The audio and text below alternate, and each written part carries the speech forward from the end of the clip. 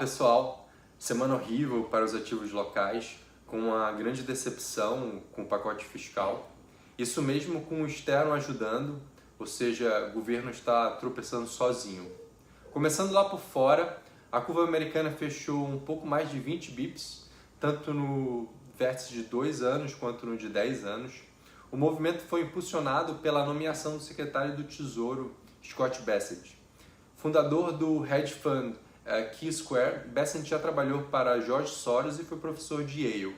Ele tem defendido uma meta de 3,33, crescimento de 3%, reduzir o déficit orçamentário para 3% e aumentar os barris de petróleo em 3 milhões por dia. Se Bessent de fato conseguir reduzir o déficit americano, a Treasury não será uma preocupação para os ativos de risco.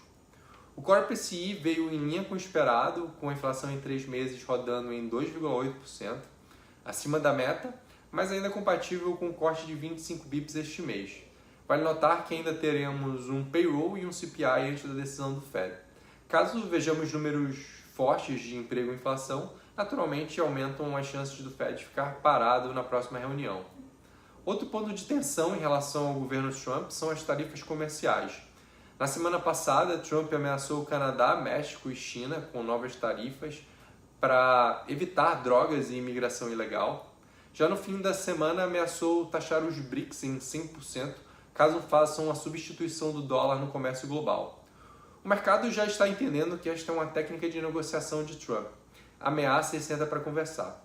Já em relação aos BRICS, não parece factível que haja substituição do dólar no curto prazo, logo a ameaça é irrelevante.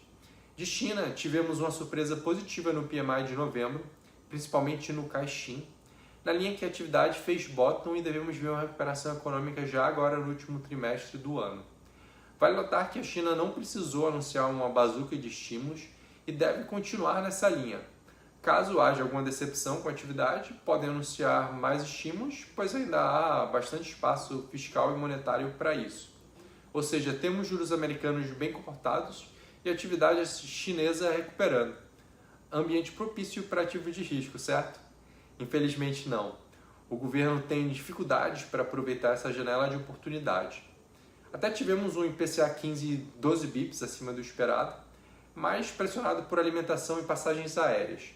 Núcleos e serviços subjacentes até vieram abaixo do esperado, mas não fez preço.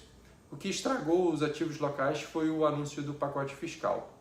Apesar da mudança positiva na regra do salário mínimo, o pacote ficou aquém do esperado, com poucas medidas estruturais que não garantem a sobrevivência do arcabouço. Além disso, o governo decidiu antecipar o aumento da faixa de isenção do imposto de renda, que pode ter um custo de mais de 40 bilhões. A sensação que fica é que o governo tem pouca disposição para medidas mais duras e abraça uma agenda populista pensando em 2026. Para piorar, o governo ainda publicou um relatório no final da semana reduzindo a contenção de despesas em 2 bilhões. Os presidentes das casas legislativas vieram na sexta com um discurso mais responsável para tentar apaziguar o mercado. Existe até uma PEC mais dura de autoria do deputado Pedro Paulo, mas com poucas chances de prosperar sem o apoio do executivo. Tivemos também nomeações positivas para o Banco Central, mas que acabaram ficando irrelevantes diante da percepção péssima em relação ao fiscal. Essa semana, foco no payroll nos Estados Unidos na sexta. Também nos Estados Unidos veremos a SM Serviços na quarta. Na quinta, teremos o encontro da OPEC+, a expectativa é que seja adiado novamente o aumento de produção. Aqui no Brasil, teremos PIB do terceiro TRI na terça. A expectativa é de um crescimento forte, mas no momento com a preocupação com a inflação, isso tem sido ruim para os ativos porque pressiona a curva de juros. Teremos produção industrial na quarta, balança comercial na quinta e GPDI na sexta, mas não devem fazer preço. O mercado fica de olho na tramitação do pacote fiscal e na esperança de algum bom senso do Congresso. É isso, continue acompanhando a gente nas redes sociais e até a próxima semana.